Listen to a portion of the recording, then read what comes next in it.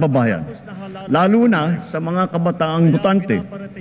Sa atin lahat dito, isang tabi na natin ang ating pagkakaiba at magkasundo na sa tatlong bagay na nagbibigkis sa atin. Sa ating pagiging Pilipino, ang ating pagiging makabansa, at ang ating sinumpang tungkulin sa taong bayan. Malinaw sa akin ang mensahe ng naging resulta ng halalan. Bigo at dismayado ang mga tao sa pamahalaan, lalo na sa mga pangunahing serbisyo. Ang leksyon sa atin ay simple lamang. Kailangan pa natin mas lalong galingan. Kailangan pa natin mas lalong bilisan. Kung datos lang ang pag-uusapan, maganda ang ating ekonomiya, tumaas ang kumpiyansa ng mga negosyante.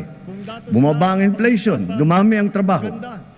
Ngunit ang lahat ito ay palamuti lamang, walang saysay, kung ang ating kababayan naman ay hirap pa rin at nabibigatan sa kanilang buhay.